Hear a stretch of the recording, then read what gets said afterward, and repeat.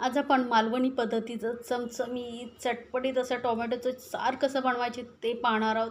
हे सार एकदा नक्की बनवून पहा, खूप चविष्ट लागतं.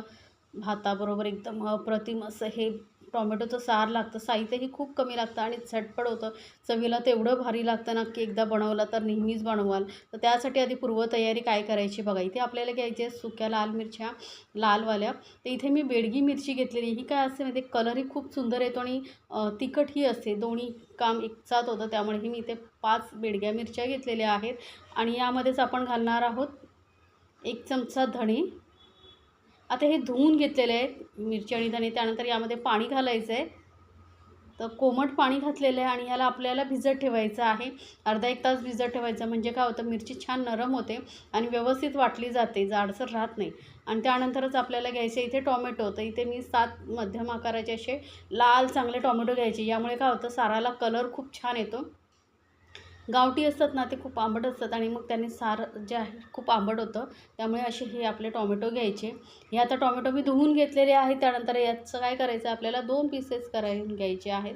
यामुळे काय होतं एक तर उकडलेही लवकर जातात आणि दुसरं म्हणजे साल व्यवस्थित निघून येतं. असं असे 2 कट करून घ्यायचं. तर हे बघा असे मी हे टोमॅटो कट करून घेते या पद्धतीने. तर टोमॅटो आपले कट करून झालेले आहेत. आता काय करायचं आपल्याला, हे एका कुकरमध्ये आपण उकळवून घेणार आहोत. कुकरमध्ये घेऊ शकता किंवा कढईमध्ये घेऊ शकता. पण कुकरमध्ये काय 2 शिट्यामध्ये पटकन काम होतं. 5 मिनिटामध्ये तुमचे टोमॅटो उकडून होतात. किंवा तुम्हाला आवडत असेल तर कढईमध्येही उकडवू शकता, पण थोडासा वेळ लागेल. तर यामध्ये आता गरजेनुसार पाणी घालायचं आणि याला 2 शिट्या करून घ्यायच्या. तर टोमॅटो व्यवस्थित बुडतील एवढं 1 ग्लास मी पाणी घातलेलं आहे. आता याला 2-3 शिट्या करून घ्या, म्हणजे टोमॅटो व्यवस्थित शिजले पाहिजेत. याचं पूर्ण जे साल आहे निघालं पाहिजे. एवढे आपल्याला हे टोमॅटो शिजवून घ्यायचे असतात. तर कुकरला मी आता याची 2 शिट्या करून घेते. आता टोमॅटो आपले शिजून झालेले आहेत, थंड करत ठेवले. तोपर्यंत काय आपण यासाठी टोमॅटोच्या सारासाठी चटणी बनवणार आहोत. तर इथे मी पाव कप ओलं खोबरं घेतलेलं आहे. तर इथे आपल्याला ओलंच खोबरं वापरायचं बरं का, सुकं खोबरं नाही. ओल्या खोबऱ्यामुळे सार टेस्टी होतं आणि चवीला खरंच खूप भारी लागतं. मस्त असं रसरशी सार होतं. त्यानंतर अर्धा कांदा असं चिरून घेतलेला आहे. अर्धाच कांदा घालायचा, जास्त कांदा घालायचा नाही. छोटा कांदा घेतला होता मी, तोही अर्धाच घेतलेला आहे. त्यानंतर 3 छोट्या लसणाच्या पाकळ्या घेतलेल्या. जास्त लसूण आपल्याला घालायचं नाही आहे, लक्षात ठेवा. आता जे मिरची आणि धणे भिजत ठेवले होते बघा, मस्त नरम झालेली आहे मिरची. अशी पटकन तुटते आहे. ही आता आपण सारामध्ये घालून साराच्या चटणीमध्ये घालून घ्यायची आहे. मिरची जी आहे ना तोडून घातली की काय होतं व्यवस्थित वाटली जाते. नाहीतर काय होतं अख्खी टाकली ना तर कधी कधी मिक्सरमध्ये ती अटकते. त्यामुळे अशी तोडून घालायची. आता हे धणे आणि जे आहे पाणी तेही सर्व घालून घेते मी. याच पाण्यामध्ये आपण बारीक वाटून घेणार आहोत. हे बघा चटणी एकदम मस्त बारीक वाटून घेतलेली. शक्य होईल तेवढी बारीक वाटायची. कलर बघू शकता बेडगी मिरचीमुळे किती छान आलेली. एकदम बारीक चटणी वाटून झालेली आहे. आता ही चटणी मी एका दुसऱ्या भांड्यामध्ये काढून ठेवते आणि त्याच मिक्सर जारमध्ये आपल्याला टोमॅटोही वाटायचे आहेत. तर टोमॅटो पूर्ण थंड करून घ्यायचे आणि ही सालं जी आहेत आपल्याला काढून घ्यायची. टोमॅटोची सालं नेहमी काढूनच सार बनवायचं. नाहीतर काय होतं सालासहित जर वाटलात ना तर सार बघा थोडंसं ना कडवट लागतं सालींमुळे. त्यामुळे साली काढून घ्यायच्या आहेत. आणि ह्या व्यवस्थित उकडल्यामुळे साली बघा पटकन निघतात. आणि ह्या सालीना थोड्याशा दाबून यामधला जो पल्प आहे ना तो काढून घ्यायचा. याच्यामध्येही बघू शकता थोडासा असा रस आहे, पल्प आहे, तो काढून घेते मी.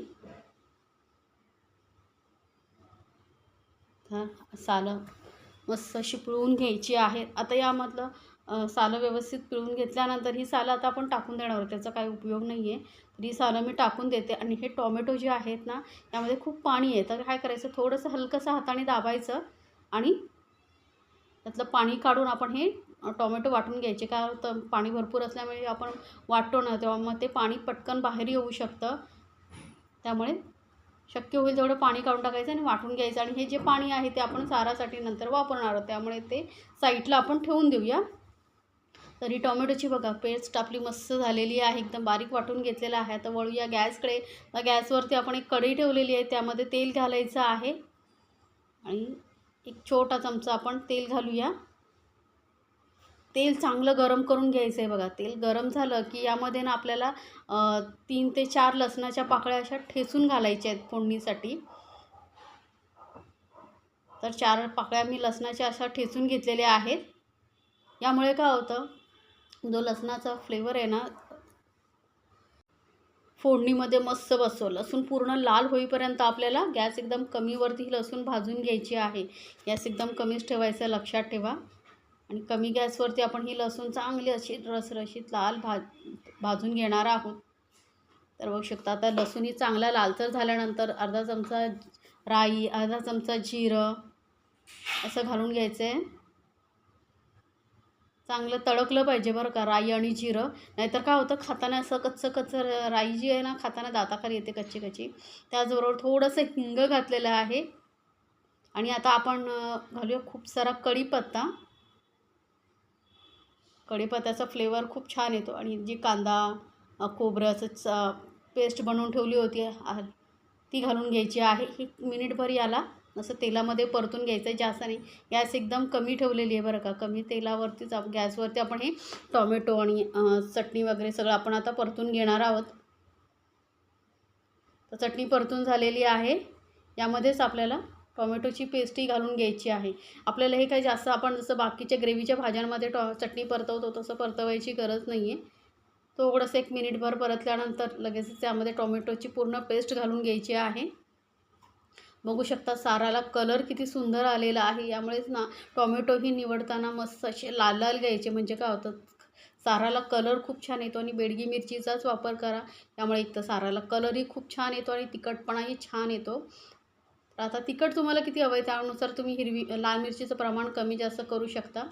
आता जे टोमॅटोचं पाणी आहे ते आणि मिक्सरमध्ये थोडंसं पाणी करून हे आपण सारामध्ये घालून घेतलेलं आहे. आता या प्रमाणात ना सार तुम्हाला 4-5 जणांना आरामात पुरतं.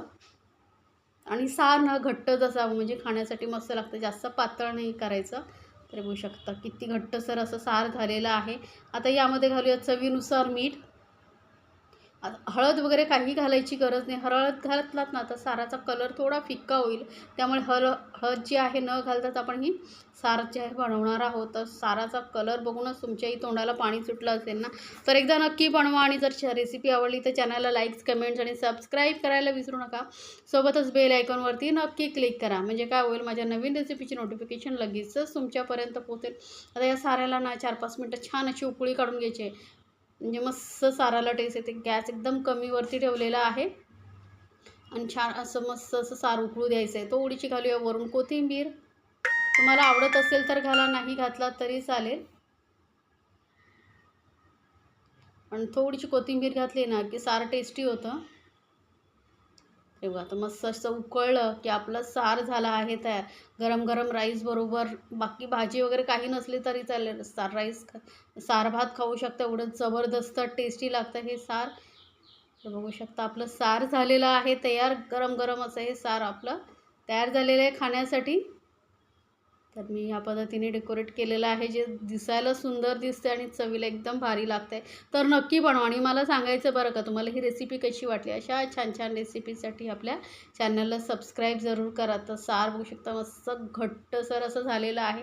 जास्त साहित्यही आपण वापरलेलं नाही तरी चटपटीत सार झाला आहे.